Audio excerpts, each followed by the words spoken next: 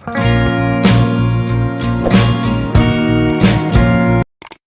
Friends, आप सभी का मेरे यूट्यूब चैनल में बहुत बहुत स्वागत है। आप सभी को आज मैं बताने जा रही हूँ कि शारदीय नवरात्रि के दिन कौन सा कार्य हमें करना चाहिए और कौन सा कार्य नहीं करना चाहिए, और सारा मैं कब विधि विधान सारा मैं बताऊंगी।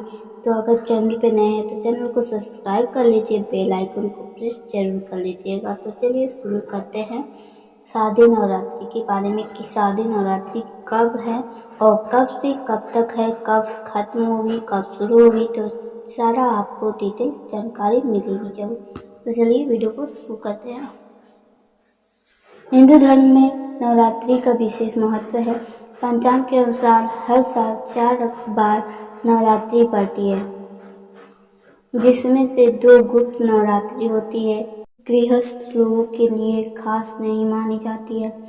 इसके साथ ही एक चैत्र माह के में पड़ने वाली चैत्र नवरात्रि और दूसरे आश्विन मास में पड़ने वाली शारदीय नवरात्रि होती है।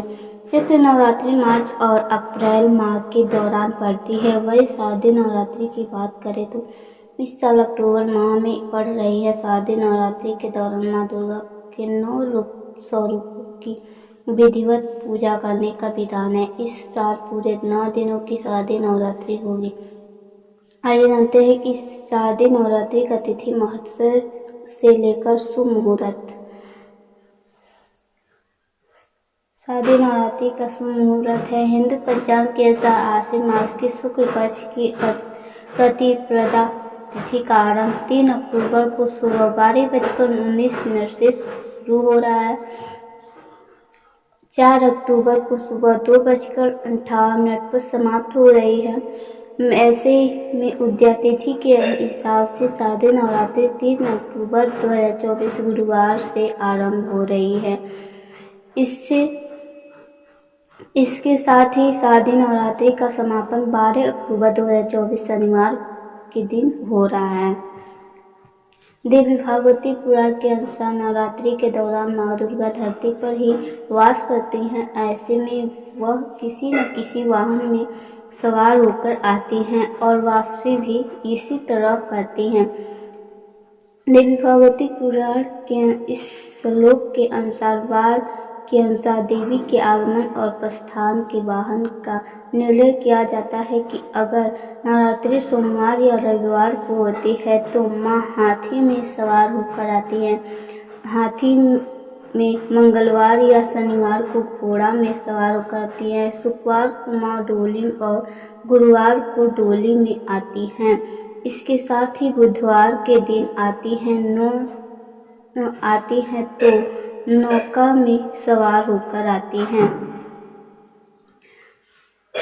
बता दें कि इस साल शारदीय नवरात्रि गुरुवार के दिन शुरू हो रही है, इसीलिए माँ का आगमन डोली से ही हो रहा है। मान्यता है कि माँ का डोली से आना सुख समृद्धि लेकर आता है।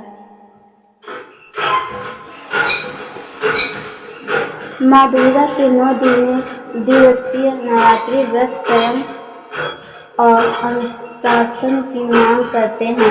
देवी माँ को प्रसन्न करना है तो इन 13 कामों से बचकर रहें। पहला, व्रत रखने वाला को दाढ़ी, मूछ और बाल नहीं कटवाने चाहिए। 9 दिनों तक नाखून नहीं काटने चाहिए।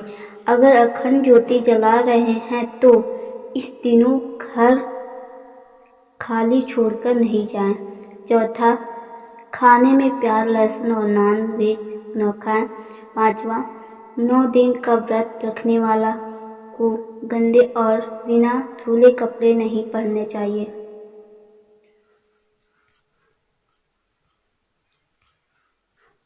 व्रत 6वां है, व्रत रखने वाले लोगों को बेल्ट, चप्पल, जूते, बैग जैसी चमड़े की चीज़ों का इस्तेमाल नहीं करना चाहिए।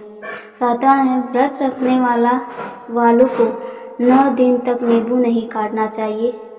8वां है, व्रत में 9 दिनों तक खाने में अनाज और नमक का सेवन बिल्कुल नहीं करना चाहिए। विष्णु पुराण के अनुसार नवरात्रि व्रत के दिन में सोना निषेध माना जाता है।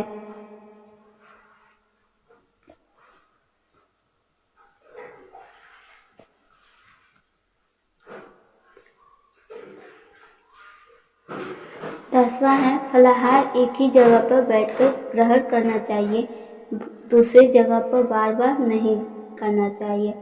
11वां चालीसा मंत्र या स्पष्ट पढ़ रहे हैं तो पढ़ते हुए बीच में दूसरी बात बोलने या उठने की गलती कतई ना करें, इससे पाठ का फल नकारात्मक शक्तियाँ ले आती हैं। 12वां कई लोग भूख मिटाने के लिए तंबाकू चबाते हैं, यह गलती व्रत के दौरान बिल्कुल ना करें, व्यसन से व्रत अखंडित होता है।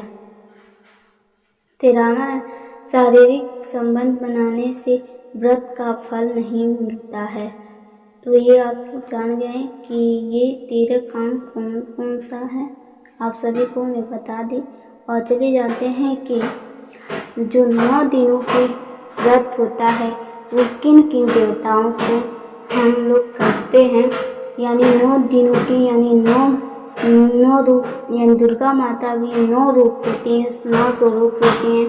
तो यानी 9 रूपों में कौन कौन देवता की, किस किस माता की हम लोग पूजा करते हैं, किस किस दिन हम लोग करते हैं, किस किस तारीख को। तो चलिए जानते हैं। नवरात्रि का पहला जो हम लोग व्रत करते हैं, यानी 3 अक्टूबर को हम लोग जो व्रत रखेंगे वो होगा माँ शैलपुत्री की, यानी पहले दिन हम लोग माँ शैलपुत्री की पूजा करेंगे। वहीं दूसरी ओर 4 अक्टूबर को हम लोग ब्रह्मचारिणी की पूजा करेंगे, ब्रह्मचारिणी माता की पूजा करेंगे। वहीं 5 अक्टूबर को हम लोग माँ चंद्रघंटा की पूजा करेंगे, माँ चंद्रघंटा की 5 अक्टूबर को पूजा करेंगे। वहीं 6 अक्टूबर को हम लोग माँ कृष्णमांडा की पूजा करेंगे, कृष्णमांडा माता होती हैं उनकी पूजा करेंगे। वहीं 7 अक्टूबर को हम लोग माँ स्कंद माता की पूजा करेंगे। स्कंद माता बहुत ही शक्तिशाली होती हैं, इसलिए हम लोग 7 अक्टूबर को स्कंद माता की पूजा करते हैं। वहीं अष्टमी और 8 अक्टूबर को माँ कात्यायनी की पूजा करते हैं। 9 अक्टूबर को हम लोग माँ काल रात्रि की पूजा करते हैं। 9 अक्टूबर को हम लोग 10 अक्टूबर की बात करें तो 10 अक्टूबर को माँ सिद्धिदात्री की पूजा करते हैं, माँ सिद्धिदात्री। और उसके बाद से 11 अक्टूबर को जो होता है माँ गौरी की पूजा होती है। और जो 12 अक्टूबर को पूजा होती है उस दिन दुर्गा विसर्जन होता है। तो ये सब आप लोग जान गए किस किस तारीख को हम लोग और किस किस दिन हम लोग पूजा किस किस देवता की करते हैं। तो चलिए, और उसके बाद से आप सभी को मैं बताती हूँ। एक बात आप लोग ध्यान रखिएगा कि आप लोग उस दिन नवरात्रि में आप लोग कभी भी नीम का जो पेड़ होता है, नीम के पेड़ के पास ना जाना चाहिए और ना ही नीम का पत्ता तोड़ना चाहिए, ना नीम का कोई दातुन उतुन करने के लिए बहुत सारी औरतें तोड़ती हैं, लेकिन मगर नहीं तोड़ना चाहिए नवरात्रि के मौसम में, क्योंकि नवरात्रि के दिन नहीं तोड़ना चाहिए। जितने दिन नवरात्रि होता है उस दिन नहीं तोड़ना चाहिए, क्योंकि वहीं नीम के पास हमारी जो माताएं होती हैं, 9 दुर्गा की रूप होती हैं, वो नवरात्रि में वहीं उन लोग का आसन होता है। तो हमें कभी भी ना नीम के पास बैठना चाहिए और ना नीम का कोई चीज़ छूना चाहिए, हमें तोड़ना वोड़ना नहीं चाहिए पत्तियाँ वत्तियाँ। तो आप लोग ये ध्यान जरूर रखिएगा। और ये भी बता दें कि आप सभी को नवरात्रि के पहले नवरात्रि के दिन आप सभी को एक पौधा, किसी भी चीज़ का पौधा हो, आप लोग उस दिन जरूर लगाइएगा। पहले दिन नवरात्रि के दिन आप लोग एक पौधा, कोई सी भी चीज़ का पौधा हो, आप लोग उस दिन जरूर लगाइएगा। तो फ्रेंड्स, ये मेरी वीडियो कैसी लगी आप लोग कमेंट में जरूर बताइएगा। चैनल पर नया तो चैनल को सब्सक्राइब कर लीजिएगा। बेल आइकन को प्रेस जरूर कीजिएगा। चैनल पर नया है तो चैनल को सब्सक्राइब कर लीजिएगा। तो फ्रेंड्स मिलते हैं एक नई वीडियो में, तब तक के लिए बाय बाय। और आप सभी को नवरात्रि की ढेर सारी शुभकामनाएं और एक नई वीडियो में मिलते हैं, तब तक के लिए थैंक यू फॉर वॉचिंग। जय माता दी।